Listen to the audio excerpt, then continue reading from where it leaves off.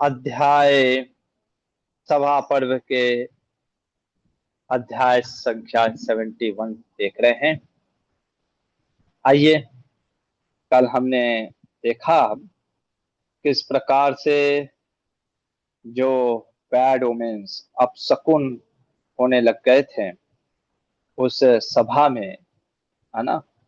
भेड़ियों के रोने की आवाज, विशेषकर जो मादा भेड़िया हैं, है ना, वोमेन बुल्स, वो रो रहे थे। और वो भी वहां से आवाज आ रही है जो कि जहाँ पे अग्निहोत्र यज्ञ उत्पन्न किए कर रहे थे ब्राह्मण।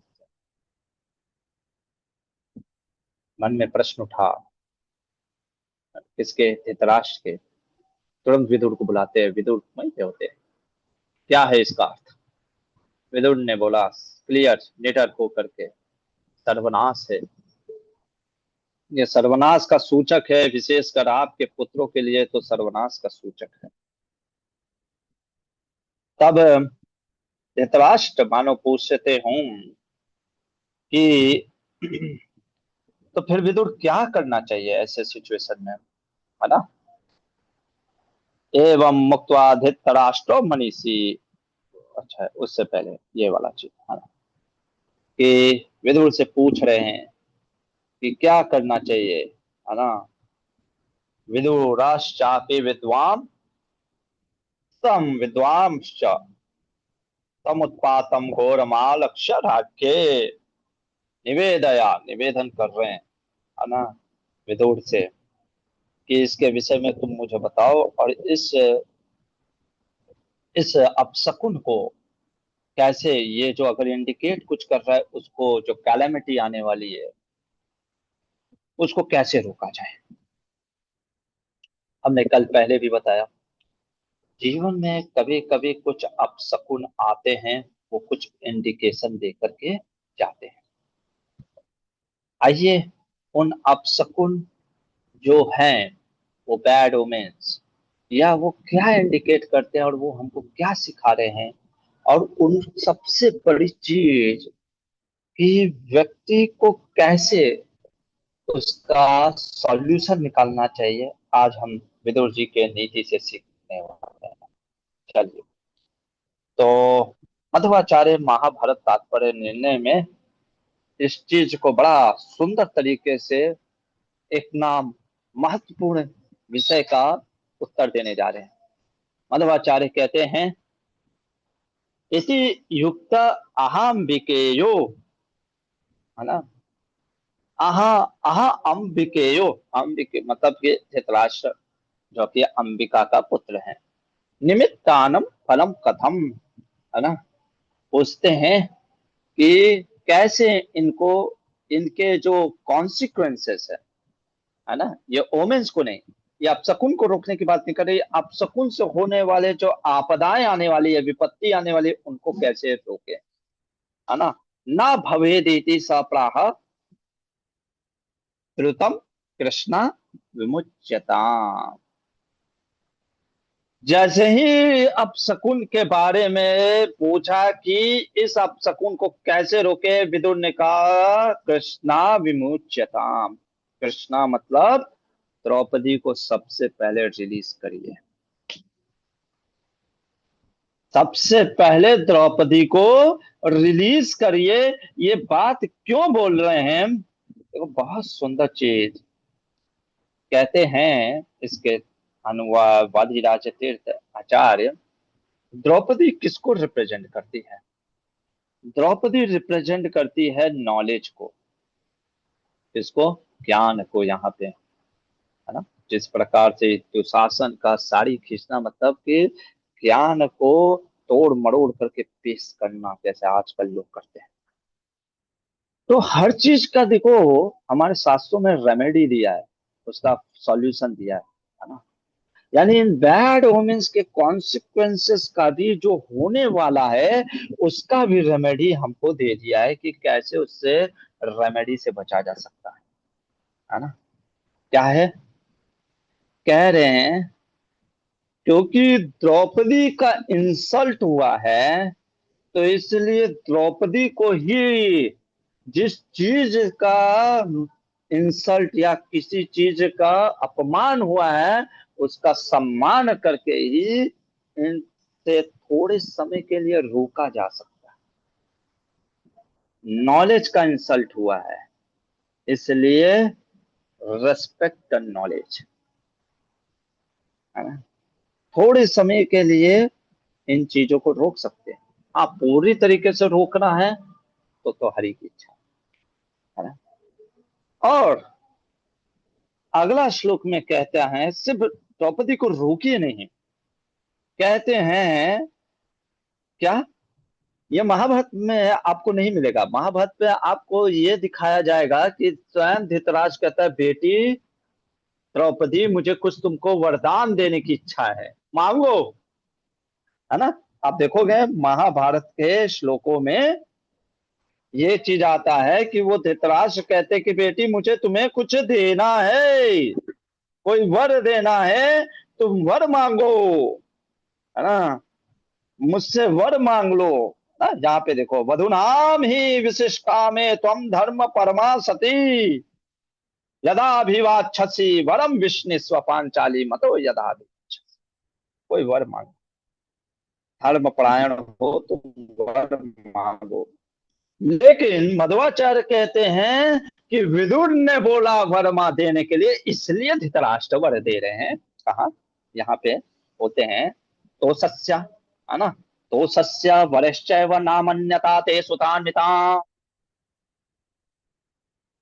क्या विदुर जी कह रहे हैं, कह रहे हैं प्लीज करिए, तोसा, तोसा मतलब संतुष्ट करिए, किसको करिए, द्रौपदी को संतुष्ट करिए, क्या देके के वरा, वर, कितना वर, जितना वो मांगे उतना दो। जैसे होता है ना, हमारा गुरुकुल का एक स्टूडेंट था रो रहा था बच्चा, है ना, भाई क्यों रो रहे हो, है ना, पता ही नहीं चल रहा है। तो अब लो बिस्कुट लो, एक चाहिए, दो चाहिए, 10 चाहिए, जितना भी चाहिए तुम अपने अनुसार बताओ ताकि तुम्हारा रोना बंद हो, है ना। अगर आपने नहीं किया, है ना, तो बहुत ही जल्द विधि भीमेन निशिष्टाना, भीम के द्वारा आपके पुत्रों का क्या नाश होना निश्चित है, इसमें कोई संशय मत करिएगा। विदुर जो बोलते हैं, और धृतराष्ट्र को भी पता है, प्रज्ञा चक्षु कई बार बोला है धृतराष्ट्र के लिए व्यास मुनि ने।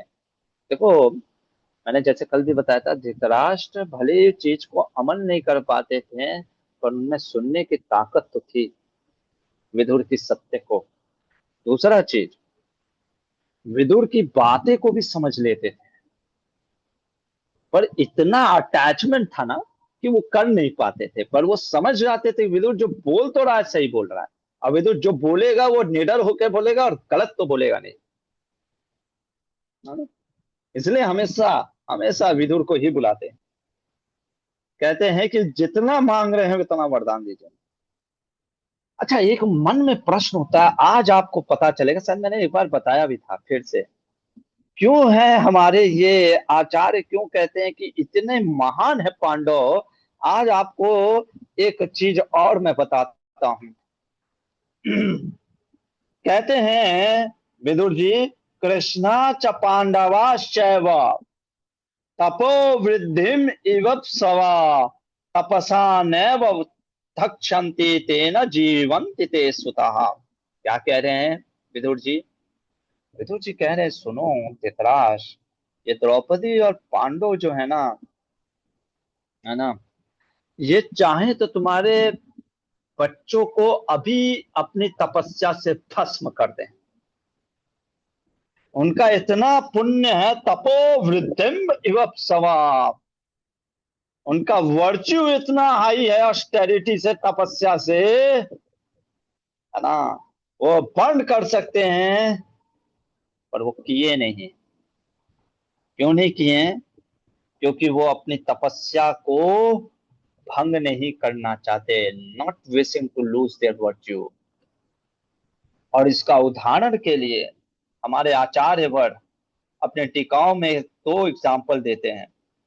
एक एग्जाम्पल देते हैं मांडव्य ऋषि का, ये जो, क्योंकि मांडव ऋषि खुद ही विदुर जी है ना, अरे सॉरी, मांडव ऋषि यमराज विदुर जी हैं। और यमराज के साथ ये हो चुका है, मैंने आपको पहले भी कथा बताई थी कि मांडव ऋषि वशिष्ठ मुनि के जैसे तपस्वी, ये ब्रह्म ऋषि बनना चाहते थे, पर वो क्वालिफाई नहीं थे, मध्वाचार्य कहते हैं। पर तपस्या तो कर रहे थे। अब उनकी तपस्या को कैसे भंग किया जाए, तो आपको कथा मैंने बताया होगा, नहीं याद है तो पूर्व कथा देख सकते हैं, विदुर जी यमराज कैसे बने। उन्होंने, जब व्यक्ति श्राप देता है ना, जैसे है ना, जैसे मान लो मैंने आपको कहा कि मैं आपको श्राप देता हूं, तो आपका जितना वो तपस्या होता है, पुण्य होता है, वो क्षीण हो जाता है वो तप श्राप में, है ना। तो वांडव मुनि का श्राप पे चला गया। दूसरा, आप देखोगे गौतम ऋषि का, ये तो अद्भुत एग्जाम्पल दिया मध्वाचार्य जी ने। गौतम ऋषि जो थे, आप लोग, अच्छा, ये यूज करें। एक हमारे नरेश प्रभु यहाँ पे है ना, ये कह रहे प्रभु जी इसको यूज करेंगे तो ज्यादा अच्छा साउंड आएगा, लेट मी यूज इट।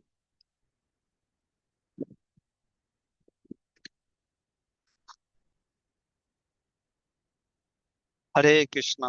ये आवाज क्लियर है या वो आवाज ज्यादा क्लियर था? हरे कृष्ण प्रभु जी, ये क्लियर है। ये ज्यादा क्लियर है। जी ठीक प्रभु। है। नॉइस चलिए तो सप्रेशन ये, की वजह से पीछे का आवाज नहीं आ रहा। Okay okay. अच्छा। अच्छा, इसमें पीछे का एकदम आवाज नहीं आ रहा है? नहीं प्रभु, वो हेडफोन्स है ना, तो कवर हो जाता है सारा। अच्छा, ओके ओके, सारा कवर हो जाता है। ओ तो बेस्ट, मतलब कि ये होता है। चलिए ठीक है, मेरे को भी नहीं पता था, थैंक यू नरेश प्रभु। हरी बोल। ठीक है।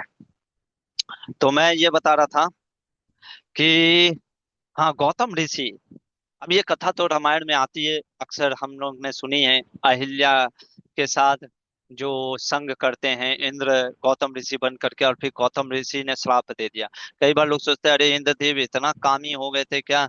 नहीं नहीं नहीं, इंद्रदेव क्यों उस करते हैं, उसका भी हरि की इच्छा थी, है ना। अरे इंद्रदेव, ये देवी देवता हमारे जैसे इतना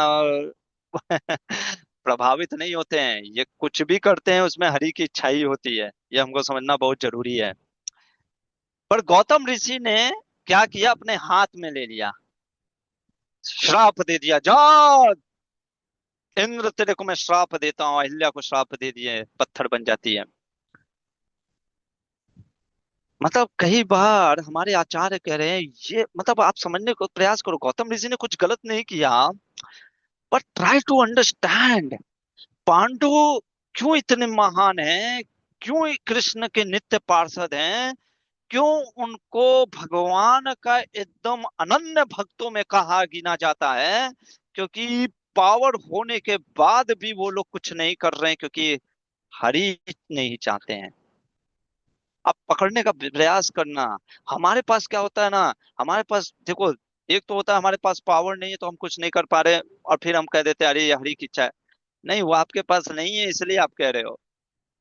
आपके पास है पावर, और फिर भी आप शांत बैठ करके सह ले रहे हो ना, इसलिए क्योंकि हरि नहीं चाहते हैं।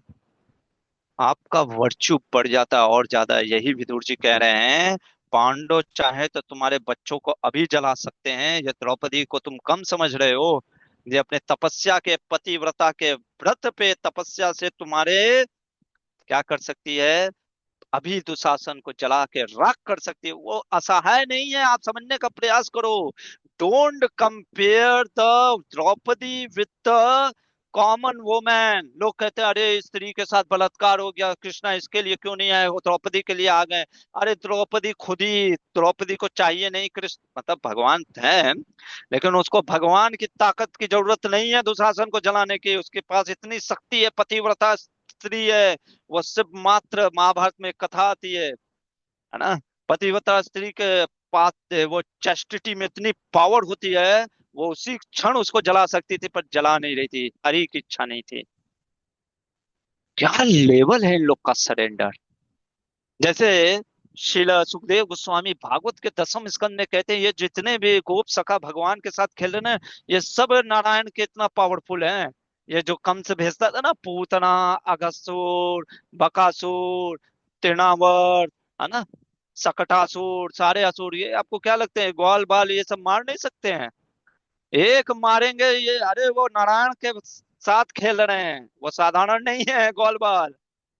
लेकिन वो ब्रज की लीला में, वो रस में जैसे होता है ना, खीर में नमक नहीं डाल रहे हैं। वो कहते हैं अरे कृष्णा बचाओ बचाओ। ये होता है शरणागति। ये होता है हरि की तोषणम के लिए, हरि की इच्छा के लिए। इसीलिए प्रभुपाद जी कई बार जो मायावादी कहते हैं ना कि कृष्ण और जो जीव एक हो गए, हाँ हम भी मानते हैं कृष्ण और जीव एक हैं। कैसे? उनकी सोच एक है। वो बस उसी लिए जीते कि कृष्ण को क्या पसंद है। इसलिए पांडव यहाँ पे कुछ नहीं कर रहे हैं, विदुर जी कह रहे हैं। नहीं तो ये तुम्हारे बच्चे, ये दुशासन 10,000 हाथी का बल रखा है तो क्या हुआ? पतिव्रता स्त्री की ताकत के आगे इसका कुछ बल नहीं चलेगा, अभी नष्ट कर देते हैं। पर द्रौपदी या पांडव ये नहीं कर रहे हैं, क्योंकि वो अपने तपस्या को भंग नहीं करना चाहते हैं। है ना? क्या लेवर है ना? और अगर तुमको ये लग रहा है कि तुम चलो ठीक है, ये तो बेचारे नहीं अपना यूज करेंगे पावर, तो मैं कुछ भी करूं, तो कहते हैं कि वो तो कभी सोचना नहीं। क्यों? क्यों नहीं सोचना? कहें, कहते हैं कि देखो, है ना, एक चीज याद रखो, है ना, ये वृकोदर जो है ना, ये कहते हैं कि तथापि यदि कृष्णाम त्वम न मोच्यसी ते सुतान हनिष्यन्ति न संदेहो बलय ने व वृकोदरा। अगर आपने द्रौपदी को रिलीज नहीं किया, अगर आपने द्रौपदी को वर नहीं दिया, तो निश्चित भीमसेन मार देंगे आपके बच्चों को। और वो जब मारेंगे, उनमें उनका ऑस्टेरिटी लूज नहीं होगा, है ना, क्यों? वो अपने फिजिकल स्ट्रेंथ से मारेंगे। विदुर जी के इति रीतो विनिर्भत्स्य पुत्रम दुशासना निपा। जब विदुर जी इस प्रकार से बोले, तब धृतराष्ट्र को भय आ गया, भाई मेरे बच्चे मर जाएंगे, है ना, कहीं ऐसा ना हो कि ये तो ठीक है श्राप नहीं देंगे पर भीमसेन मार ना दे। तब वो कहता है, दुशासन को कहता है, दुर्योधन को बोलना स्टार्ट करते हैं। अब यहाँ से बोलना स्टार्ट करता है धृतराष्ट्र, कहता है हतोषि दुर्योधन मंद बुद्धि, अरे मंद बुद्धि दुर्योधन, दुशासन, तुम लोग कब सुधरोगे? तुम लोग अरे जीते हुए भी हार गए, है ना। इस तरीके से तुम द्रौपदी को, जो कि धर्म पत्नी है, उसको घसीट करके तुम लोग ले करके आ रहे हो, तुम लोग को शर्म नहीं आ रहा है? अब बोल रहा है, जब भय आ गया ना, कभी कभी ऐसा होता है ना, व्यक्ति को भय दिखाना पड़ता है, पर वास्तव में, है ना, वो अब शकुन होने लग गए तब इसको समझ में आया। अरे धर्म परायण स्त्री है द्रौपदी, और अब कहते हैं कि बेटी जो तुमको इच्छा है मांगो वर, जो इच्छा है तुम मांगो वर। द्रौपदी ने खुद से वर नहीं मांगा, पहला चीज। क्यों प्रभु जी, क्यों नहीं मांगा? हमारे मध्वाचार्य कहते हैं द्रौपदी इसलिए वर नहीं मांगी अपने से, खुद से, क्योंकि वो भागवत धर्म को त्यागना नहीं चाहती थी। भागवत धर्म क्या होता है प्रभु जी? हरि से और गुरु से, है ना, उसके अलावा हम किसी से कुछ नहीं मांगेंगे, है ना। हरि और गुरु के अलावा हम किसी से भी कुछ नहीं मांगेंगे। वो कोई फेवर नहीं चाहती थी किसी से। इतना बार बार धृतराष्ट्र कहते, नहीं बेटी मांगो मांगो मांगो, तो सिर्फ अपने पिता तुल्य धृतराष्ट्र के कहने पे क्या मांगती है, ये देखिए, है ना। मध्वाचार्य भी वही बोलते हैं जो महाभारत में लिखा है। द्रौपदी कहती है कि अगर आप मुझे वर देना चाहते हैं, तो मैं आपसे यही मांगती हूँ कि, सबसे पहले कहती है मेरे जो पति हैं युधिष्ठिर को वो दास से मुक्त कर दो, है ना। सीमान दासो सीमानादास दासो, अरे क्या युधिष्ठिर है कुछ तो है ना। अस्तु लिखा है सीमान, थोड़ा सा वो गीलापन से ना हो, या जो भी है ना। जो युधिष्ठिर को दास से मुक्त कर दिया जाए, उससे क्या होगा, मेरा जो पुत्र है प्रतिविघ्न, जो कि युधिष्ठिर से उनको पुत्र हुआ था द्रौपदी को, है ना, प्रतिविंध्य, उसको कोई दास पुत्र ना कहे। देखो अपने लिए नहीं मांगी, ये होता है द्रौपदी का प्रभाव। और देखो क्या सम्मान है अपने पति के लिए, जिस पति ने ही दांव पे लगाया हो उसी पति के लिए मांग रही है। सीखना चाहिए आज के माताओं को, है ना। हम थोड़ा सा चीजों में बोलने लग जाते हैं कि अरे मेरा हस्बैंड में ये प्रॉब्लम है, वो प्रॉब्लम है, ऐसे है वैसे है, ये रिश्ते में ये दिक्कत है वो दिक्कत है। लेकिन आप द्रौपदी से कंपेयर ही मत करो। कैसे आप लोग कंपेयर कर देते हो आम एक स्त्री को द्रौपदी से। कैसे हम अपने आप को कंपेयर कर देते हैं पांडवों से। अरे उनका लेवल देखो, पढ़ो, शास्त्र पढ़ो, प्रभु माताएं तब बोलो। वो असहाय नहीं बैठे हैं, उनके पास पावर है, फिर भी वो असहाय इसलिए बैठे हैं क्योंकि हरि की इच्छा है।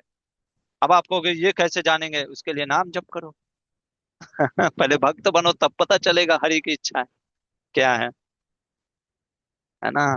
Don't try to compare the Draupadi. पता नहीं लोग मुंह उठा करके बोल देते हैं ऐसे, और ये द्रौपदी रानी थी इसलिए कृष्ण आ गए। बेवकूफ हो तुम, है ना। तुम्हारी इस भाषा से मेरे को यही समझ में आता है कि तुमको कुछ भी ज्ञान नहीं है। कहती है कि, तो ये धृतराष्ट्र कहता है कि नहीं नहीं नहीं नहीं नहीं नहीं नहीं, तुम और मांगो। डरा हुआ था ना। ये बाद में विदुर जी बोलेंगे, है ना। विदुर जी इसको सुनाएंगे, ये बाद में धृतराष्ट्र कहेगा ना, अरे मैंने तो सब वापस कर दिया था। कहे तुम सुनो, वापस इसलिए गए थे क्योंकि मैंने तुमको बताया था कि तुम्हारे साथ अनहोनी, तुम्हारे बच्चों के साथ अनहोनी हो जाएगा। तुम डर के मारे सब वापस किए थे। ऐसा मत सोचोगे। ऐसा होता है ना, कई बार लोग दान देते हैं, है ना, कुछ और उद्देश्य से, है ना, या कुछ और उद्देश्य से चीजें करते हैं, है ना। ऐसा नहीं कि सम्मान के। धृतराष्ट्र डरा हुआ है। धृतराष्ट्र कहता है, ये तो तुमने बोल दिया ठीक है, अब मुझसे दूसरा वर मांगो और मांगो। द्रौपदी कहती है ठीक है, आप प्रेरित कर रहे हैं दूसरा वर मांगने के लिए। तब द्रौपदी कहती है कि भीमसेना धनंजयो यमो च वरये, इन सभी को, सबको, किसको, भीमसेन, अर्जुन, नकुल, सहदेव, सबको अब उनके रथ, उनके धनुष और बाण सहित स्वतंत्र कर दीजिए। धृतराष्ट्र कहता है वो भी मैं करता हूं, तुम जैसा चाहती हो वैसा। अब तीसरा वर मांगो। तब द्रौपदी क्या बोलती है, लोभो धर्मस्य नाशाय भगवन नाम सहे। क्या लेवल है द्रौपदी का।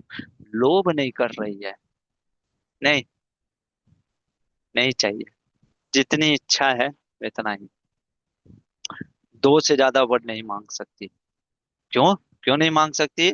कहती है एक क्षत्रिय स्त्री को दो से ज्यादा वर मांगने का अधिकार नहीं है। ब्राह्मण को अधिकार है, वो जितना चाहे उतना मांग सकता है ना। लेकिन एक क्षत्रिय स्त्री को सिर्फ दो वर, उससे ज्यादा नहीं, वो वो अधिकार नहीं, है ना। बस मेरे दास, ये मेरे पति दास से मुक्त हो गए, बाकी वो अपने पुरुषार्थ से, मतलब अपने मेहनत से फिर से वापस लेना होगा ले लेंगे। ठीक है आपने राज ले लिया, रख लो, कोई बात नहीं। वो बस मुक्त हो गए, वो फिर से पुरुषार्थ कर लेंगे। इसीलिए तो भगवान बोलते हैं 5 गांव दे दे दुर्योधन, 5 गांव, क्योंकि उसको पता था दुर्योधन को, ये युधिष्ठिर है 5 का 50 कर देगा, 500 कर देगा अपने पुरुषार्थ से, मेहनत से, धर्म से। ये बोल करके द्रौपदी शांत हो जाती है ना। यहाँ पे मध्वाचार्य एक चीज और बताते हैं अपने महाभारत तात्पर्य में। मध्वाचार्य कहते हैं कि देखो, अधर्म मतो हृतवातु तद्दानम न वरो भवे इति मत्वा पांडवानां वव्रे कृष्णा विमोक्षणम।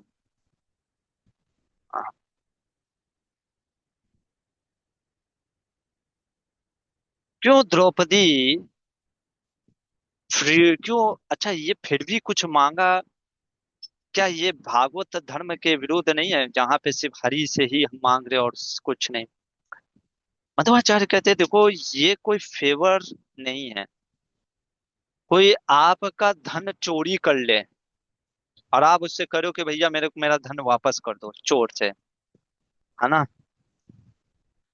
ऐसा नहीं है कि आप उससे कुछ फेवर मांग रहे हो, आप तो अपना ही चीज मांग रहे हो ना। आप समझ रहे हैं बात को? एक होता है कि हम कहते हैं कि भाई मेरे लिए ये चीज कर दीजिए जो मेरा नहीं था।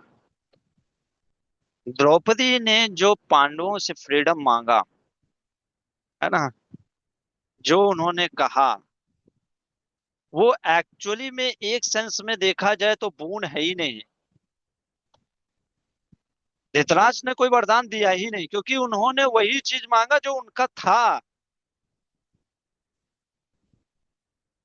क्योंकि वो लॉ के धर्म के विरुद्ध है। तुमने जबरदस्ती छल से कपट से द्यूत में जीता है, वो थोड़ी ना वो धर्म को जीत माना जाता है। It is not a lawful, है ना? तो इसलिए इसको वरदान मानना ही नहीं चाहिए कि धृतराष्ट्र ने कोई वरदान या कोई फेवर किया कि वर दिया। मतलब कहने का अर्थ ये है, मध्वाचार्य कह रहे हैं, अरे भागवत अधर्म तो छोड़ो, द्रौपदी ने कोई वर ही नहीं मांगा तो भागवत धर्म का त्याग करना वो तो बहुत ऊपर की बात है। वो वर होता तब ना, वो वर ही नहीं है। उसने मांगा ही क्या? सिर्फ फ्रीडम मांगा द्रौपदी ने पांचों पांडवों का, जो कि उनका अधिकार है भाई। तुम किसी को कैसे छीन सकते हो, है ना, उनका अधिकार से। तो इसलिए उसने नहीं मांगा, यहीं पे वो रुक गई। अब इसके बाद कर्ण और बाकी दुर्योधन दुशासन क्या बोलते हैं, वो अब हम कल देखेंगे। हरे कृष्णा। यहीं पे रुकते हैं। किसी का कोई प्रश्न है तो पूछिए, नहीं तो फिर यहाँ पे रुक जाते हैं।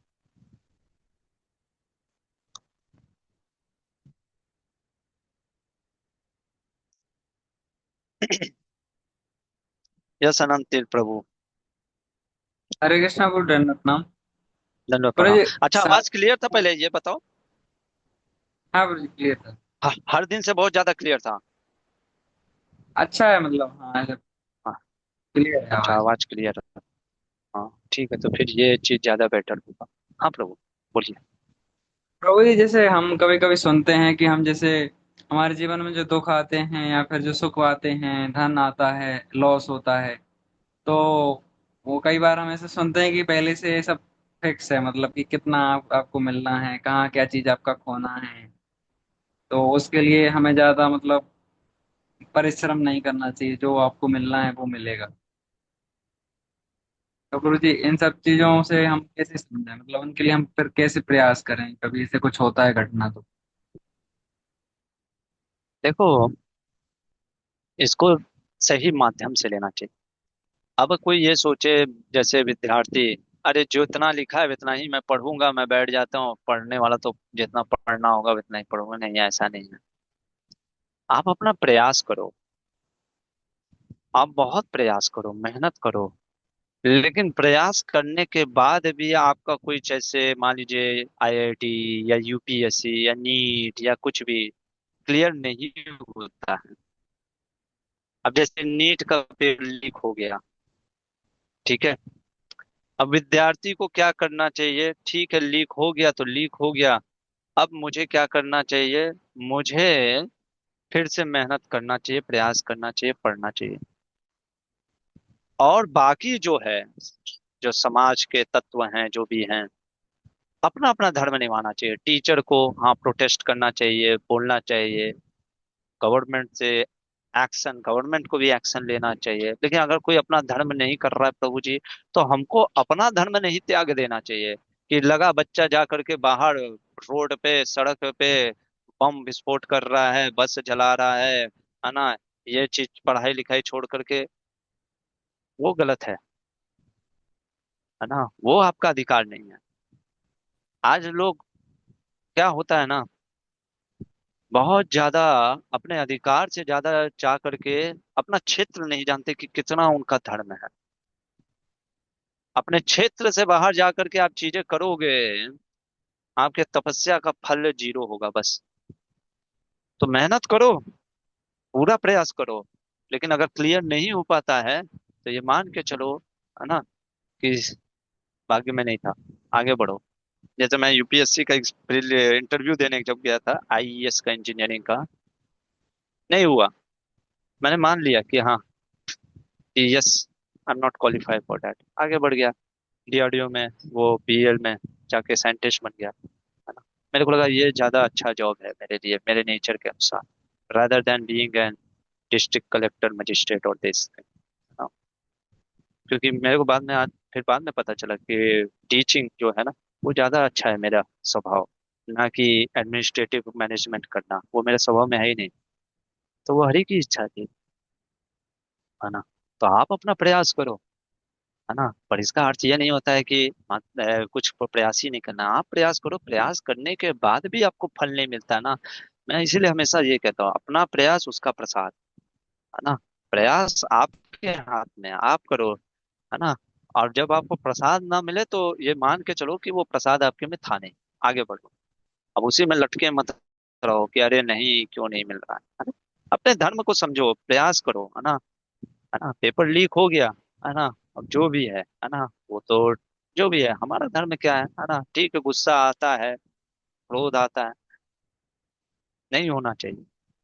पर अगर विद्यार्थी छोड़ करके जा करके मारपीट करे, नहीं कोई कुछ कर नहीं रहा है, कुछ कह नहीं रहा है, यही तो मैं कल भागवत में बता रहा था ना प्रभु माता जी, इसको समझना होगा, है ना।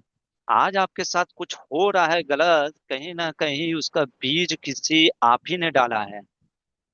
आपके साथ गलत हो रहा है, बोलना नहीं चाहिए, उसका बीज आप ही ने डाला है, कहीं ना कहीं भी आपने भी कुछ गलत किया था, इसीलिए आज आपको ये दुख देखना पड़ रहा है ना। उसके लिए किसी को आप जिम्मेदार मत मानो। ये अगर आप चेतना ले आए ना, आपके मुक्ति के, भक्ति के द्वार खुल जाएंगे। पर अगेन, ये अपने लिए है, दूसरों के लिए नहीं। दूसरे को हम क्या करते हैं ना, ये दूसरे को समझाते हैं कि तुमको ऐसे लेना चाहिए, और अपने केस में हम आकर के पूरा बारूद से उड़ा दूंगा। नहीं, अपने लिए करना है, दूसरे के लिए जो हमारे, आज हम देखेंगे राजा परीक्षित किस प्रकार से वो एक्शन लेंगे, वो हमको करना चाहिए जब हम दूसरों के लिए कर रहे हैं। पर अपने लिए धर्म के जैसे सोचना चाहिए, जैसे पांडव, मतलब मैं सोच रहा था पांडव में इतनी ताकत है, वो मतलब अब सोचो ना, मेरे पास अगर कुछ है, कभी कभी, अरे वो भी छोड़ो, जैसे मेरे को कभी कभी कोई आंसर कुछ पता होता है ना, और मैं देखता हूँ चार लोग बात कर रहे हैं और अरे कोई आंसर नहीं दे पा रहे, प्रभु जी मैं बताता हूँ, है ना। एक्चुअली में जब आपके गुरु लोग बैठे हैं ना, आपको नहीं बोलना चाहिए मर्यादा अतिक्रम है, आपको आता भी है ना, तो भी शांत बैठो। आप देखते हो कभी कभी लोग बोल देते हैं, जैसे मैंने एक बार बताया था ना, हमारे महामन महाराज जी क्लास दे रहे थे, मेरे मन में आ रही है तो महाराज जी थोड़ा सा स्टोरी को ऊपर नीचे कर दिया महाराज जी, है ना, मैं बोलूँ क्या। फिर मैंने कहा अरे राधा मोहन, स्टोरी के पीछे क्यों पढ़ रहे हो, वो एसेंस जो बता रहे हो वो पकड़ो ना। यमुनाचार्य थे या रामानुजाचार्य थे, इतना क्यों तुम फंस रहे हो।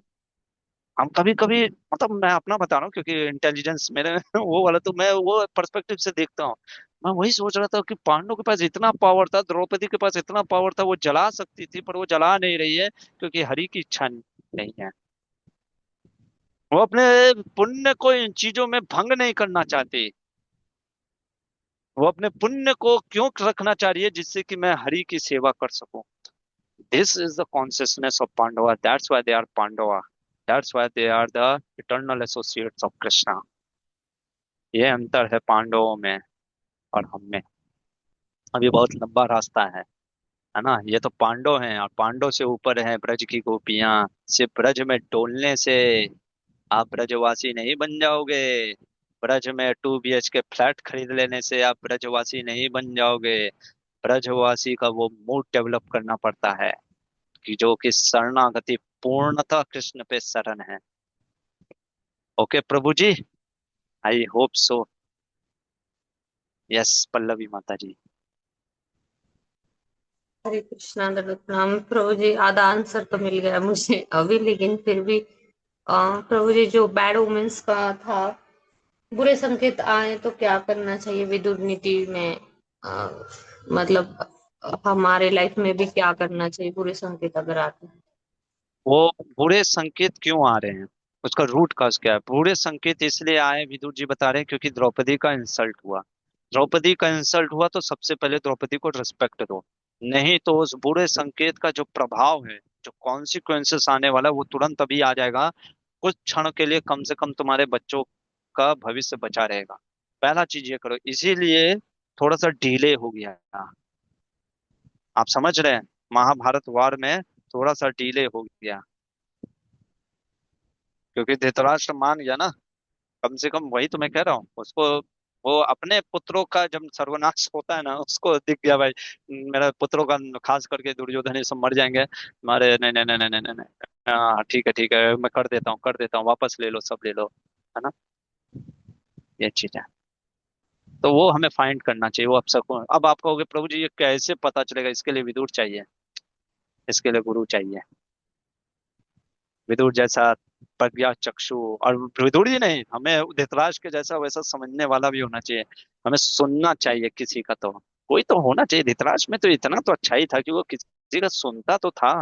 अरे पालन कर पाए, कुछ जगह ना कर पाए, सुनता तो था। हम तो आज सुनते भी नहीं है। अरे सुनेंगे ही नहीं तो पालन क्या करेंगे? पहले तो सुनो तब ना पालन करोगे, सुने ही नहीं हो तो पालन क्या करोगे, है ना। ऐसा क्या माता जी? जी प्रभु जी, थैंक यू। हरे कृष्णा। हरी बोल। और किसी का कोई प्रश्न है? नहीं तो रुक जाए यहीं पे, फिर देखते हैं अब कर्ण लोग क्या बोलते हैं अपने अपने टिप्पणियों में, है ना। चलिए, महाभारत ग्रंथ की जय, शिला प्रभुपाद की जय।